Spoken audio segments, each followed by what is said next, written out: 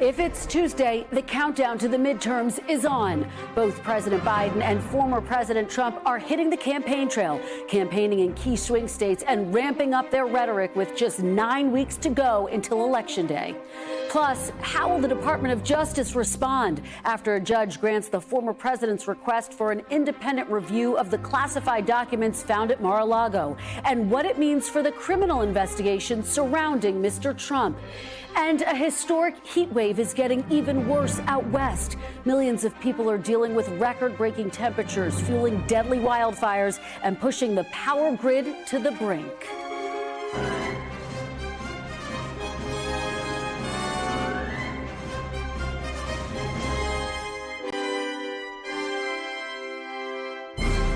Welcome to Meet the Press Now. I'm Kristen Welker, and we are now in the home stretch of the midterms. Labor Day weekend is the unofficial kickoff to the fall campaign season. Just 9 weeks separate us from Election Day and knowing who will take power in Congress and state houses all around the country. Control of both the U.S. House and Senate are truly up for grabs. President Biden and former President Trump were both on the campaign trail this weekend, stumping for candidates in key battlegrounds. At stops in Pennsylvania and Wisconsin yesterday, President Biden again called out the former president by name, casting him and extremists within the Republican Party as threats to the U.S. democracy. It's clear which way the new MAGA Republicans are. They're extreme, and democracy is really at stake. You can't be a democracy when you support violence, when you don't like the outcome of election. Trump and the MAGA Republicans made their choice. We can choose to build a better America, or we can continue down this sliding path of oblivion to where we don't want to go. For his part, former President Trump made his first public appearance since the FBI searched his Florida home. Mr. Trump attacked the FBI and Justice Department as vicious monsters and threw President Biden's words right back at him. Republicans in the MAGA movement are not the ones trying to undermine our democracy. We are the ones trying to save our democracy. The danger to democracy comes from the radical left, not from the right. Well, folks, this is the environment candidates and voters all around the nation will have to contend with over the next 63 days. As we've been saying in recent weeks, the landscape has shifted significantly. And heading into the home stretch, it is now far more competitive than many anticipated. And with Biden and Trump now on the trail, both Republican and Democratic candidates will have to decide just how much to embrace their party's leader and message. Joining me now to start us off today is NBC's Monica Alba, who's outside the White House, NBC's Vaughn Hilliard, who is in Philadelphia, and NBC's Julia Jester, who is in Milwaukee. Monica, I have to start with you. Of course, President Biden has continued to double down on his MAGA Republican attacks. But as you and I have been discussing, we've been working our sources, he's also gotten a little bit of backlash, including from some in his own party who are concerned that that type of rhetoric could potentially alienate some independents, some voters that they need to win these key races. So what are your sources telling you about the strategy moving forward? Exactly, Kristen. The president has doubled, tripled, quadrupled down on this language about some MAGA Republicans presenting a threat to the country and to democracy as the president and this White House view it. They're still using that language, even though the president did clarify that after that primetime address in Philadelphia. Now, he did soften it to say a little bit, I don't view every single supporter of the former president as that direct threat, but he's saying anybody who denies election results, who calls for any kind of violence, he does put in that category of presenting an existential threat. And this is really a new strategy from the White House, who for the longest time wouldn't even say the words Donald Trump. Joe Biden himself would call him the former guy for the first year and a half or so of this first term in office. And now we have seen a direct shift, and one in which they're calling it out. And White House officials tell me this is a moment in the president's mind similar to Charlottesville in 2017 when he decided to run for office after that white supremacist rally. He said essentially that this threatens the very foundations of the American experiment, and that is why he decided he wanted to run for the highest highest office in the land, and that he feels that this moment is not that different in terms of wanting to call out what he views as problematic when it comes to these more extreme areas of the Republican Party, in the president's words. But what's notable here is, though, of course, now we're seeing the bitter back and forth between the 45th and the 46th president as a preview of what will likely be the real national message ahead of the midterms. And the White House does believe this is energizing President Biden back on the trail. While he wants to tout legislative accomplishments, they're hoping some of this language is what actually breaks through the most and motivates voters to turn out in November, Kristen. Yeah, you're right. And I think you're so smart to point out that we actually heard President Biden mention former President Trump by name. That's not something that he does at every public appearance, including when he's talking about the former president. Monica, of course, Mr. Trump has returned fire. He's calling President Biden an enemy of the state. Undoubtedly, the White House was prepared for that type of reaction. But the president has been more present on the campaign trail. We expected that. He was in 2 states, Pennsylvania and, of course, Wisconsin over the weekend. Is this what we expect moving forward? Can he continue to keep up this pace? It certainly seems that way. He's also going to be traveling to Ohio this week. Then he will be in Michigan and Massachusetts next week. And these will be events that are, of course, White House administration events to tout the chips manufacturing law, for instance, and some of the implementation. But he's absolutely going to be taking the opportunity to, while discussing what his administration is doing, to again lay out how he views these stakes as the highest they've ever been ahead of the midterms, and really kind of recasting what's at stake here ahead of the 2024 general election. We know that the White House has said President Biden intends to run. Former President Trump is certainly dangling a run. So again, we see it through that perspective as well. So it's not just about what happens in the next 2 months, but of course in the next 2 years. It's never too early, right, to be talking about 2024. Certainly not on this show. It's never too early, Monica. You're absolutely right. And with that, we go to Vaughn. Vaughn, obviously, you have been tracking not just former President Trump, but obviously the Trump-backed candidates, including Dr. Oz in Pennsylvania. He was joined at a press conference today by outgoing Republican Senator Pat Toomey, who's considered more moderate within the broader Republican Party. What was the message that you heard from them? And of course, we know that former President Trump had started to sour a bit on Dr. Oz, at least privately, on his chances for a win. What are they saying inside Trump world now? Right. As you guys talk about 2024, there's going to be a lot that comes out of, these 2022 midterms, specifically here in Pennsylvania. When you're looking at the 2 Republican candidates for U.S. Senate, Mehmet Oz, and then Doug Mastriano. For all intents and purposes, Doug Mastriano is a MAGA dream candidate.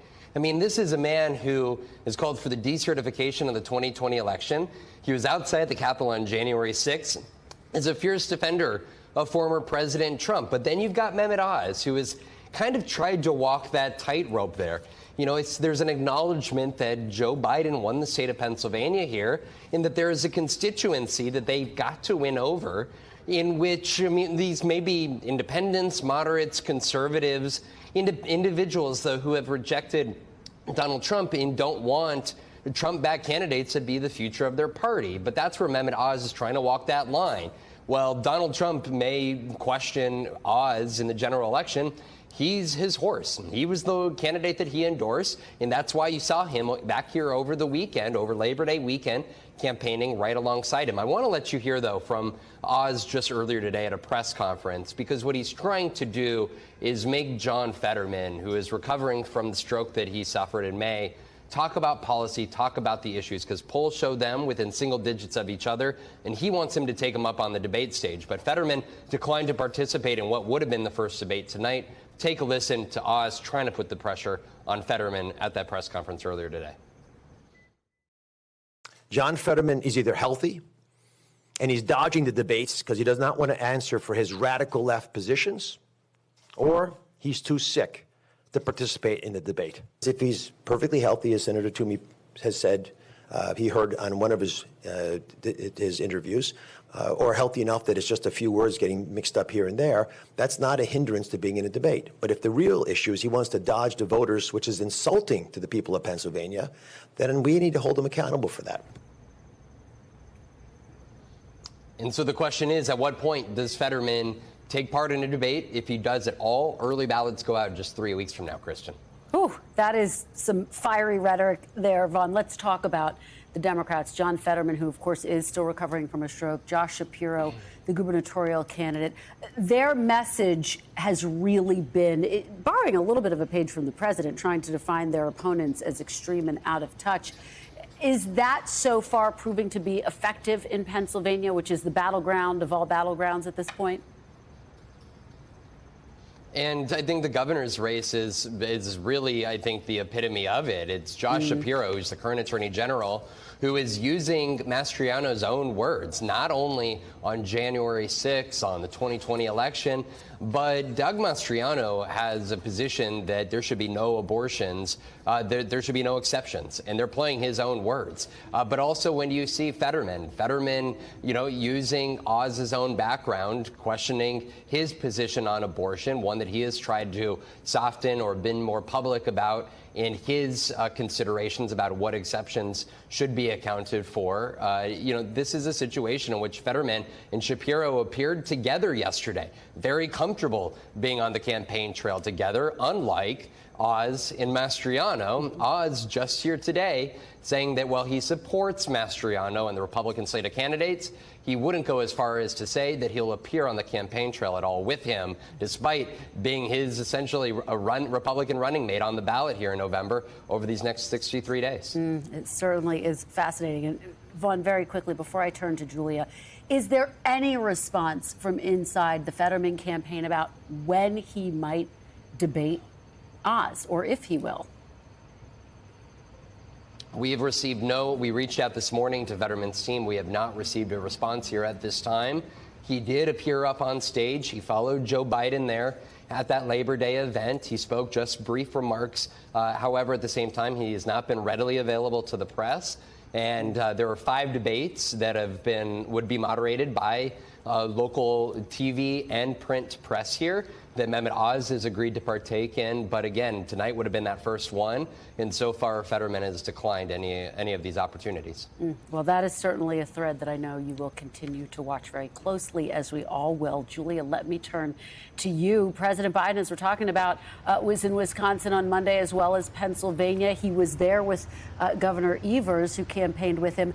But MIA, the Senate nominee, Mandela Barnes. Now, of course, the campaign saying there was a scheduling issue, but what are you learning about his absence there?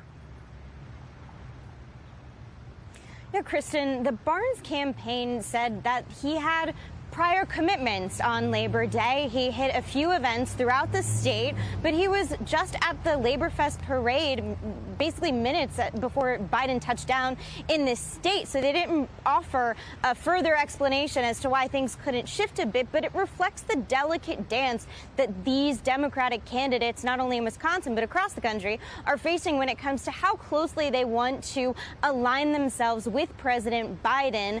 His approval ratings have ticked up recently. He has a slate of legislative wins, but they're trying to be cautious. Now, ironically, President Biden essentially gave the Barnes line of attack on his opponent, Republican Senator Ron Johnson, in his remarks in Milwaukee yesterday. He highlighted the fact that a lot of his agenda items no Republicans voted for, and even the bipartisan ones, for example, the CHIPS bill, Ron Johnson did not vote for. And that is not the only thing the president had to say about Wisconsin's Republican senator.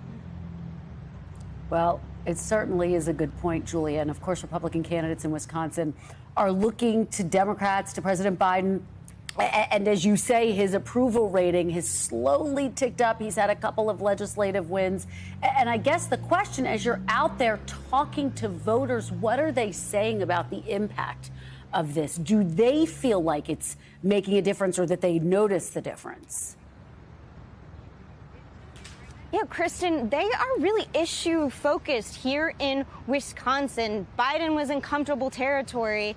in Milwaukee yesterday speaking to labor workers. A lot of the local union chapters went to Labor Fest and were there for his speech. It wasn't just Democrats, it was also Republicans, and I spoke to a handful of them. The Democrats said they were excited to hear the president himself tick off all that Democrats have accomplished with an "I did this" attitude. And even Republicans said, you know, who they saw the president speak, they said, I think Democrats are spending too much money. But one even admitted to me it might not even come down to those. It could come down to an issue like abortion, where that has really been motivating voters here in Wisconsin. And so it will be up to Democrats to really play up issues like that, as well as prove to voters the fruits of their labor with all of the legislative bills passed this summer. Yeah, and you're right to bring up the issue of abortion. I think that continues to be one of the really big X factors in the midterms. Julia, thank you. And of course, before that, Monica and Vaughn, great reporting by all.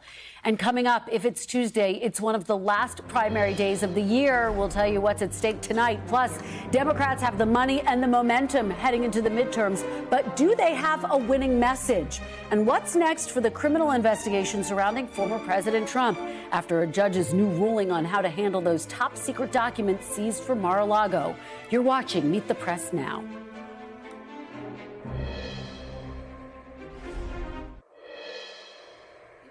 Welcome back. If it's Tuesday, voters are voting somewhere. And today that somewhere is Massachusetts, where Republicans are choosing their nominee for governor in a state Democrats are looking to flip.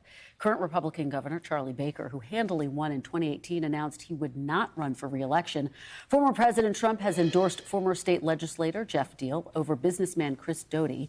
The winner will face Democratic Attorney General Maura Healey in November. Our friends at the Cook Political Report rate the gubernatorial contest as solidly Democratic. And joining me now to discuss the rest of the midterm landscape is our great panel. Washington Post congressional reporter Marianna Sotomayor, Democratic strategist Adrienne Elrod, and Republican strategist Danny Diaz. Thanks to all of you for being here. I want to start with where I started the last segment, talking to our correspondent at the White House, Monica Alba, which is this messaging that we are seeing from President Biden, the hitting the former president, calling him out by name, and hitting MAGA Republicans. Adrienne, is this a winning strategy? Because even some Democrats have expressed concerns that it could cost them with independents and some other voters who find it to be divisive. Yeah, I don't think so, Kristen. I mean, look, you can run a positive message on a campaign, but it's usually not going to get you anywhere. You've really got to draw that contrast. And President Biden has such a great record to run on. 4 major economic bills in the first 20 months of his presidency, the first black woman on the Supreme Court. We could go on and on about the list of accomplishments that he has that, frankly, most previous presidents would love to be in his position at this state of the midterms in terms of the number of accomplishments. So he's got to go out there and now not only make the case to the American people, but he's got to remind folks what life would be like with any kind of Republican control, and even if that means just in the House or just in the Senate. And so I think drawing that contrast and really going hard after Trump. I mean, he's got the bully pulpit, right? And the fact that we are talking about him, calling them MAGA Republicans and talking about how, the MAGA Republicans want to subvert democracy, we're talking about that because he's talking about that. There's no better messenger for this, and I think it's a smart tactic. Danny, what is your take, particularly when former President Trump is referring to President Biden as the enemy of the state? He's attacking the Justice Department, the FBI in the wake of the search at Mar-a-Lago. Some Republicans have been critical of President Biden's rhetoric, but does it come off as being hypocritical given that former President Trump is using heated rhetoric as well? My guess is that Joe Biden has historically low approval numbers. He's has a tough rating on the economy. Right track, wrong track is in the wrong direction. Historically, these are not great barometers for the party in power, and he doesn't want this to be a referendum on him. Do you think, though, that to that point that Republicans should be more focused on the issues that you just laid out? Because right now it's becoming a choice election between Democrats and President Biden and Republicans and former President Trump, who's been ever present on the trail and in the headlines with this search of Mar-a-Lago. I think Republicans have been pretty focused on inflation, economy, and jobs. And I think you're going to see a lot of that over the next 60-plus days. We're going to seek to make the election with swing voters, the persuadable voters, about those issues. The Democrats are going to try and seek to make it about social issues. And that's kind of where the battle is going to be fought here in the next 9 weeks. Marianna, obviously this is the battle for control of Congress. What are Democrats and Republicans saying to you about the state of play right now and where the rhetoric stands and where the races stand. Yeah, well, you know, a lot of Democrats don't necessarily want to run on Trump. I don't think you'll see them talking about and mentioning Donald Trump's name on the campaign trail, just like Joe Biden. They're not following the president's lead. Exactly. Yeah, you're absolutely right. But they want to run on Trumpism. Now, what does that mean? And I've talked to a number of Democratic strategists and Democratic House members in particular, because that's likely where they're going to lose the majority. And what they're telling me is that they're trying to talk about this through the framing of freedoms. The fact that, you know, if you elect House Republicans, a number of your freedoms are going to be taken away. Of course, abortion is a big one, and we've seen a number of independent voters start to swing more to the Democrats' direction on that front. You know, they're saying what is going to come next, and now pointing to the fact that they've been able to pass legislation to try and counter that economic argument. But they know that if gas prices start to go up, if inflation remains, which it seems like as of now it is, that's still going to be a really big problem for them to try and dent. I'm glad you raised the issue of abortion. I mean, do you all still see that as the big X factor, Danny? You look at what happened in Kansas in the New York special election. Is that what makes Republicans most jittery right now? Because as Marianna points out, you do have a number of Democrats who are running on that issue. Yeah, look, I think economy is still the top issue, but abortion is obviously rising. Additional registration among women, intensity factor for Democrats, all of which is true. But this is about candidates talking about what you're for and highlighting a contrast that was mentioned earlier. And we need to do that on this issue, on the campaign trail, as well as drive kind of the economic issue, which is usually the determining factor in midterm elections. Adrienne? Yeah, I mean, look, you just pointed out the evidence, the Kansas ballot initiative and the New York special election. The issue of Roe drove those elections. Of course, it was on the ballot in Kansas. I think the big question for Democrats is, can we keep up this momentum? Early vote starts in a lot of states in a couple of weeks. I think that's going to be a determinative factor. But look, I mean, the president's party in power is typically not going to have a good midterm election cycle. I don't know if we're going to hold on to the House. I don't know if we're going to hold on to the Senate. But I do think that the Roe issue is going to help mitigate some of the bleeding that we would typically have in this kind of election cycle. Let's talk about a couple of the races that we've been mentioning, some of the hottest races. Dr. Oz, who's facing off against John Fetterman, and you saw him there today in that soundbite that we played at the top, really making the issue of John Fetterman having had a stroke, bring it to the forefront. Should he debate him? And of course, as Vaughn has said, they've reached out to the campaign, haven't gotten a response yet, Marianna. But at some point, the pressure is just going to continue to mount on John Fetterman to face off against Oz. Absolutely. But here's the way that I think the Fetterman campaign is looking at it, and Democrats generally, is why are you going after someone who just had a stroke? Because it's something that a lot of people can relate to, right? Whether it's a family member, whether it's friends. Some of them are able to fully bounce back. Others, of course, are not able to. And you have to still help that family member. So what the talk is among Democrats is, why are you going after this? If it's something that every American more or less can relate to, why are you going after him on that? Danny, are Republicans comfortable with that kind of rhetoric, do you think? Is that a smart strategy? Dr. Oz has had a number of fumbles in the past. I mean, is this one that you're concerned about? I think if you were to ask the Oz camp, they'd say they've taken quite a bit of incoming and all is fair kind of in politics. Ultimately, voters synthesize all of this and make a decision. I expect you'll hear more of this, not less, over the upcoming weeks. Adrienne, what do you make of I'm from Pennsylvania, so I know these debates are something that voters in Pennsylvania tune into. Yep. How do you think that this issue is going to play? Yeah, I think it's going to play very well with independent voters in the sense that they think it's a turnoff. That Dr. Oz, a doctor who made a bunch of money by dispensing medical advice on television, would actually make fun of a guy who had a stroke. But do you think at some point they are going to want to hear from John Fetterman in the context of a debate? Absolutely. I think, look, in any close Senate race, any close race period, you've got to have these debates. I think it's very important. I hope that John Fetterman will do this. I think it's an important thing. And I think he's going to dominate the debate. So he's just got to get out there and do it. I don't know that showing that you're prepared to govern is an unfair qualification for a very high office. He's going to need to do that and convince people that he's capable of doing it. Let's talk about the fact that Mandela Barnes did not appear with President Biden when he was in Wisconsin. Now, his campaign, we should stress, says that it is because he had previously scheduled events.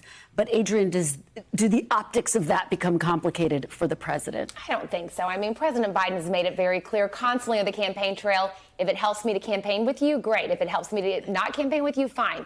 Democrats, we've got to do whatever we can to win. There's so much at stake. I think President Biden believes that, too. Marianna, this is going to be a very delicate dance. There are going to be a number of Democrats who might not want to appear with President Biden right now on the climate. And it totally has been the question, I think, for months. Do we show up with him? Do we not? Some of the most vulnerable House Democrats have said, sure, come by, but maybe don't put your arm around me. Like, I don't want the pictures and ads, right?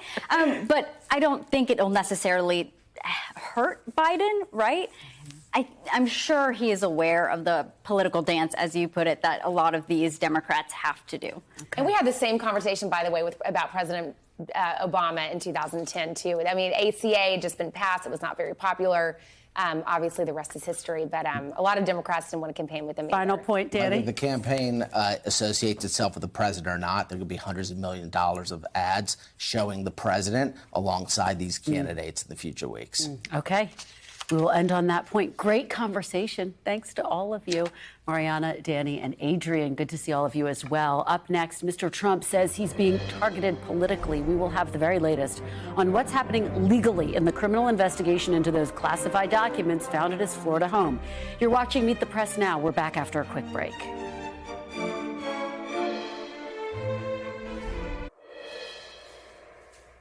Welcome back. Right now, the Justice Department is considering whether to appeal a federal judge's decision to grant former President Trump's request for a special master to oversee evidence gathered from the FBI search of Mar-a-Lago. U.S. District Judge Eileen Cannon, a Trump appointee, ruled yesterday that a neutral third party should review all documents obtained to see if they violate attorney-client privilege or executive privilege. The decision will at least delay the investigation into classified government information found at the former president's Florida home. Mr. Trump, meanwhile, is praising the judge's decision and lashing out at the Department of Justice. The FBI and the Justice Department have become vicious monsters, controlled by radical left scoundrels, lawyers, and the media who tell them what to do, you people right there, and when to do it.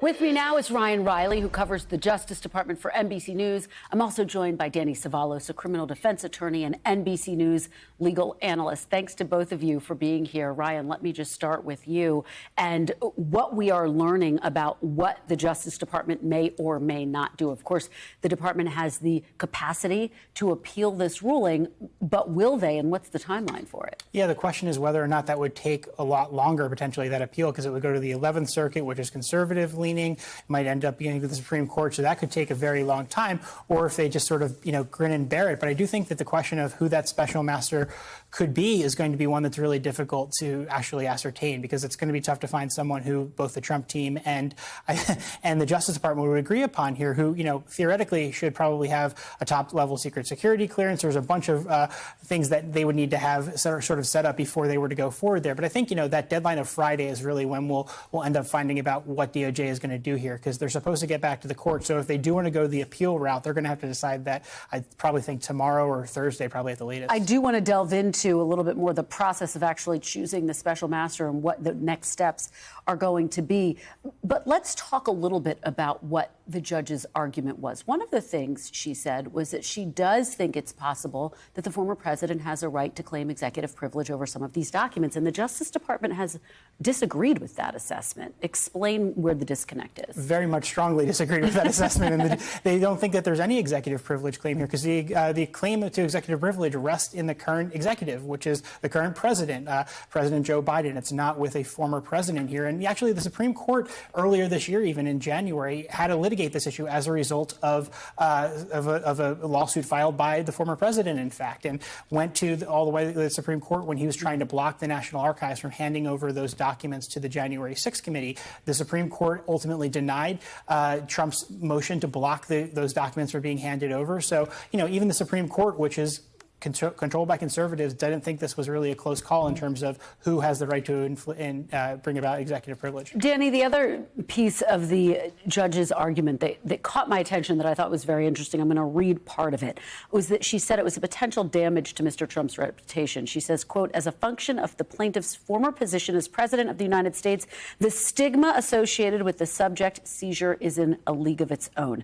A future indictment based to any degree on property that ought to be returned would result in reputational harm of a decidedly different order of magnitude. What do you make of that argument? It's one of the least persuasive parts of the order because it's essentially saying this is a special person that we will treat specially. And the vast majority of people who have search warrants executed on their home don't even have a scintilla of a hope of getting a special master appointed to go through all the documents. So that part of the argument was not the judge's strongest, that because the president is special, his documents, his papers, his things get special treatment. Well, what about everybody else? The judge does point out, however, one thing that is a concern to people everywhere, which is the government does have a practice of saying, oh, it's fine, you have privileged documents. We have a filter team that's composed of attorneys from the same office, but we promise we'll never mention what we find to each other, and they'll keep it totally separate. I mean, that's really what the judge went into for a lot of this order, is pointing out the concerns that everyone should have about the government's filter team. But all in all, the government hasn't really lost here. They've lost some time, but worst case scenario, they've already reviewed a lot of the documents. Yes, this delays them, but this is not some monumental loss for the government, just as it's not a monumental win for Trump, who really just kind of delays the inevitable by having a special master go through documents, and that special master might find even less documents to be privileged. And so, Danny, if the DOJ does appeal the ruling, what type of impact would it have? What type of precedent would it set?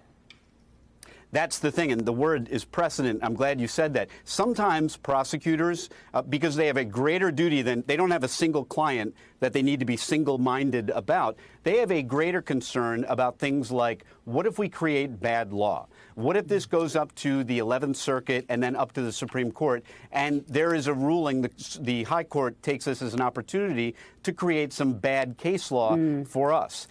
If I were advising the government, and they don't need my advice, they would not appeal because there's an end in sight. As soon as this special master is finished, they can get back to work. It'll only delay the inevitable. The government hasn't really lost here. They've lost a little time, some filings, but overall, they've still seized all the documents. They just have to live with some delay. Ryan, you noted that it would be complicated for the Trump legal team and the Department of Justice to agree on what a special master should look like. The judge has set a Friday deadline for both sides to submit their candidates to be a special master, and also for guidelines, by the way. Talk us through the process. What happens now?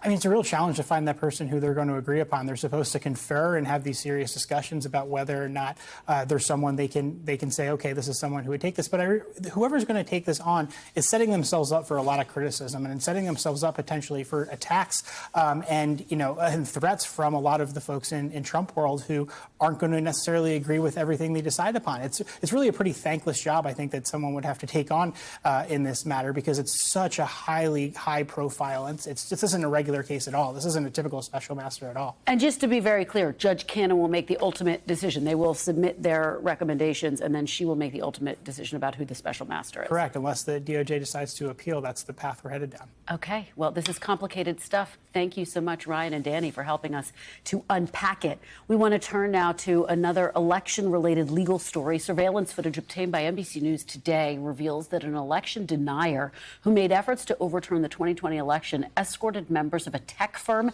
into the county election office the same day data was taken from that office. Now, this video that you are seeing right now shows Kathy Latham, the then chairwoman for the Coffee County Republican Party and part of the Trump campaign's fake elector scheme, meeting the members of the firm and letting them inside the office. This footage was first reported by the Washington Post. NBC's Blaine Alexander joins me now from outside the Fulton County Courthouse in Georgia with more on this story. So, Blaine, break this down. What does this new footage show us about the efforts to overturn the election results in Georgia, and what are officials there saying?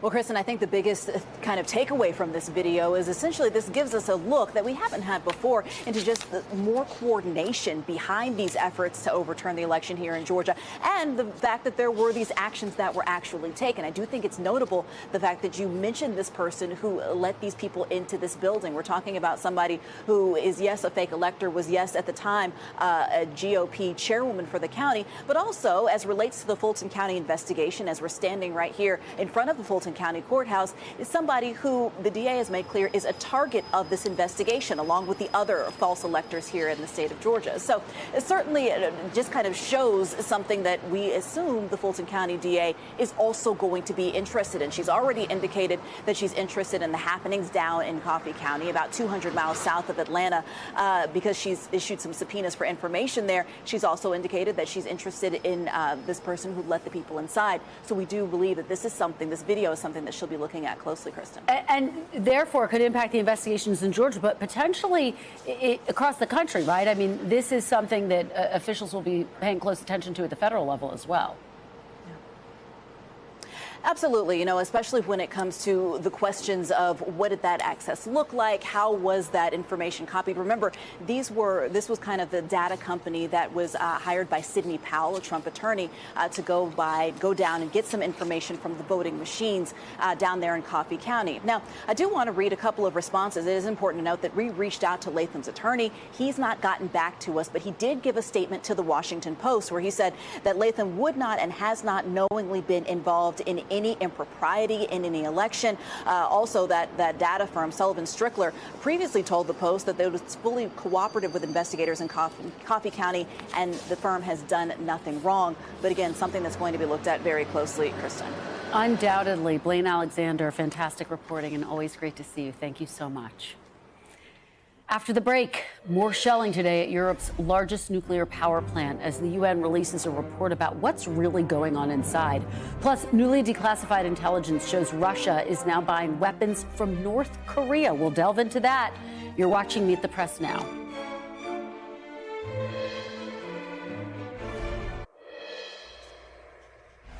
Welcome back. The UN Nuclear Agency released its report this morning outlining the agency's findings after visiting Ukraine's Zaporizhzhia nuclear power plant as fears of a nuclear catastrophe mount.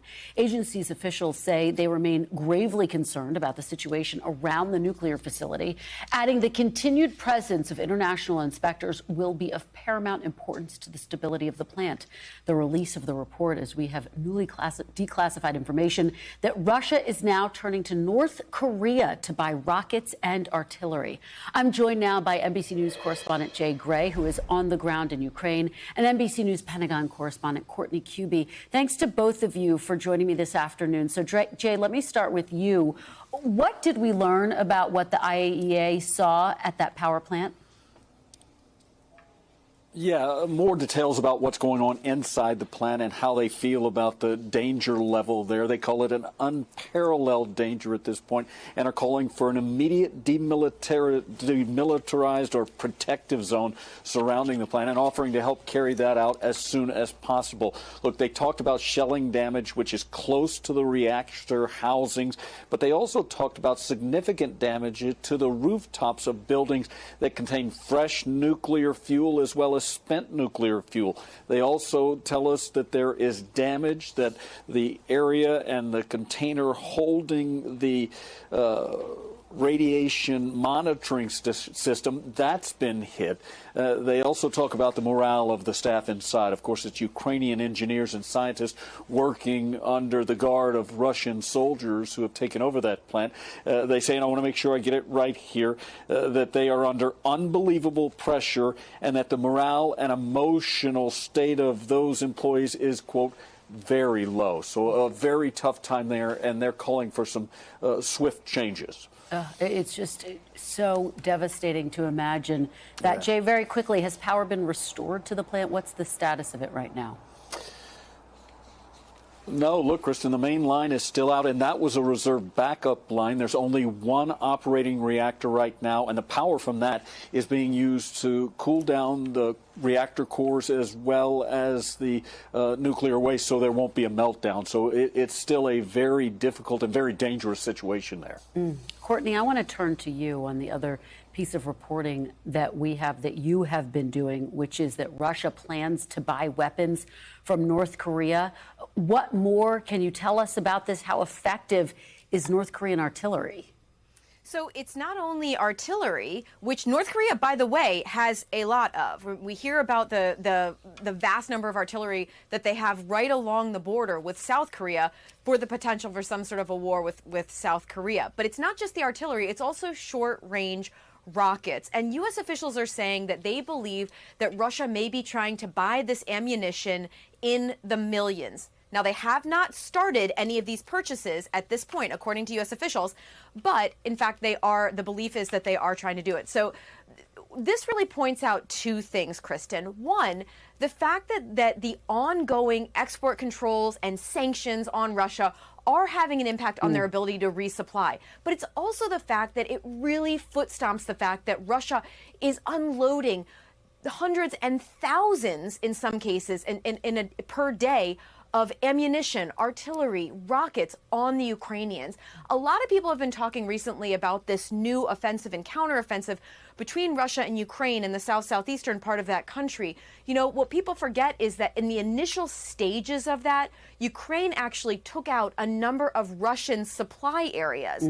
So it's possible that that might have been something that even sped up any kind of a cooperation and buying this additional ammunition from North Korea. Well, and I've been watching your reporting and reading it throughout the day, and one of the points that you've been making, Court, is the fact that the administration may be declassifying this information just to underscore that Russia's military may not be as strong as they're trying to portray publicly. Talk a little bit about that, and to what extent, as a part of that, is the administration just concerned that Putin would be turning to North Korea? Yeah, so we really have, in the last 7 or 8 months, so even before Russia invaded Ukraine, we have seen this pretty unprecedented amount of declassification or downgrading of classified information by the Biden administration. The one thing that has been very consistent, literally since the beginning, is that they are providing information that in many ways undercuts Russia. So it shows that they're having logistical problems. It shows that there's poor morale among their troops.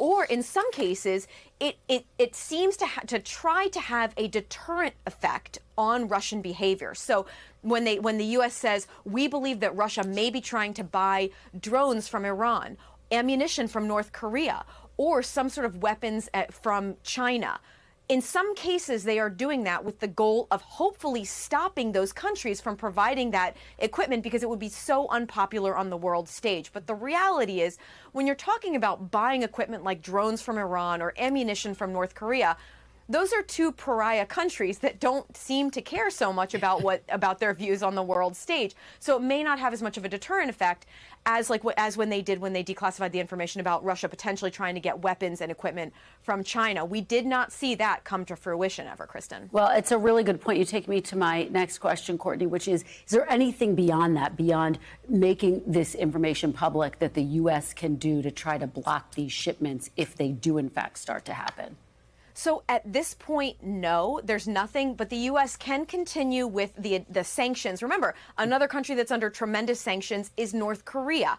That may be one of the reasons that North Korea would be interested in providing and selling weapons and ammunition and equipment to Russia, because they are under such pressure from sanctions that they may need the money to come in.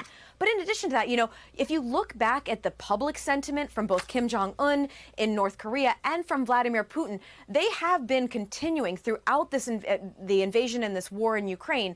There have been positive sentiments about their continued cooperation and maybe even growing their cooperation since the invasion started. So it's not surprising that they would potentially work together in this arena either. Yeah, it's a good point. All right. Well, Courtney Kube, thank you so much at the Pentagon. And before that, Jay Gray in Ukraine. Really appreciate it. Coming up next, it is historically hot out west, and the unprecedented situation is creating critical issues with the power grid and with keeping people safe. We will delve into that. You're watching Meet the Press now. Stay with us.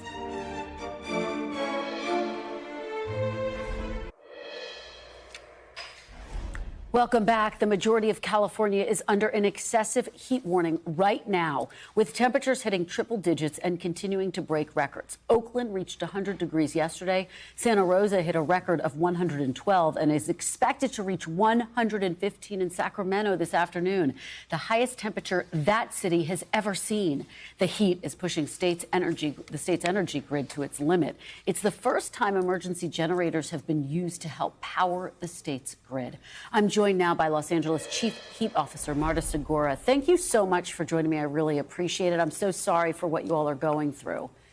Thank you. Thank you. And thanks for inviting us. Getting this information out there is so important. Well, and we appreciate your being here. The heat wave is still continued to get worse before it gets better. So I guess the first question is just, how is the city preparing to help keep residents safe? And do you feel prepared?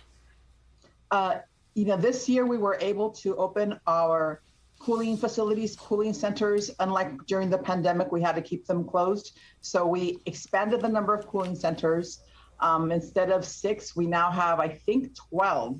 And then we put out a cool spots map, which is basically where there are hydration stations, shade structures, and other cooling facilities to keep our residents protected and give them refuge as they're walking through the city, taking the bus, going to work.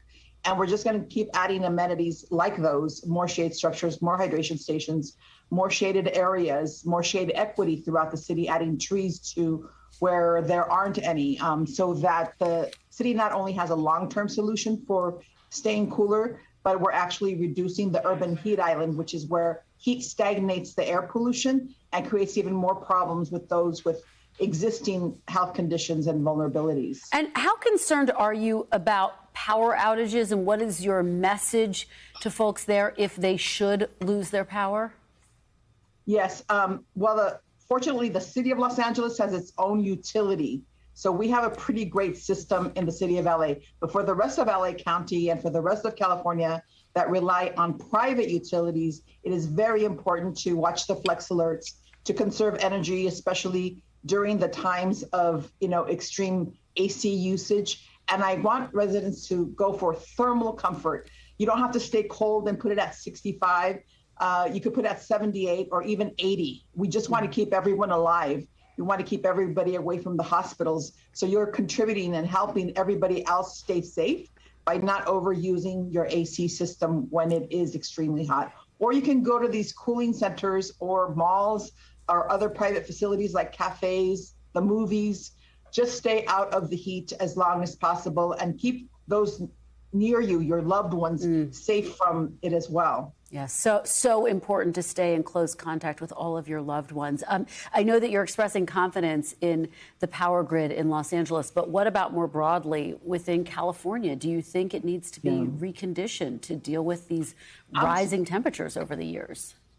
Absolutely. I don't want a California where we rely on diesel generators to ensure that we have enough grid capacity during these periods. I think that we're in the nexus of being, a fully 100% green energy state. And I think that we will get there. There are a lot of alternative technologies that the city and the state are looking at to ensure that we have that long-term capacity. And I do have concerns because I know that people's lives are at risk when there are outages, especially long outages. And if you have like kidney disease or kidney failure and you're on dialysis, that is a huge problem because we don't want you not to have the treatments that you need. Yeah, absolutely. And I guess it's a good point to follow up on. How do you balance the short-term needs of residents there with addressing the longer-term impact of climate change? Well, in Los Angeles, we think communication is extremely important. So we started the Heat Relief for LA campaign, which is not just a social media campaign. It's a campaign with businesses and nonprofit organizations and churches so that they too can relay the information that people need to stay safe during any extreme weather event in Los Angeles, so that this information is getting out there. Most people don't know that heat waves now last from June to mid-November. They don't know that heat waves last multiple days very frequently now, and that their bodies don't recover if they don't take proactive measures. So there's a lot of education and awareness that we need to build into our system so that people can be proactive and protect themselves. That's kind of short term. And the cooling centers, the cooling facilities, they are also a way to have emergency response when we most need it. Yeah. On the other hand, it's changing our infrastructure, changing our renewable energy system to 100% green. That's going to reduce the impacts of extreme heat. And are you getting what you need from the state and federal government? What more would you need to be not only prepared for what you're dealing with right now, but moving forward? Yeah, I agree with the Biden administration that we need to invest no less than 40% of our infrastructure dollars in marginalized communities that have been historically disinvested, because when we invest in those low-income communities where there is more illness and where there is more hospitalization, we lift everyone, right? And we won't have climate solutions if we don't begin to address the communities that have been most historically disinvested. So I would say, recommend to any city to try to operationalize Justice for All and even move beyond that. All right. Well, Marta Segura, thank you so much. We are keeping all of you in our thoughts right now. And thank you for being with us this hour. Thanks for watching our YouTube channel. Follow today's top stories and breaking news by downloading the NBC News app.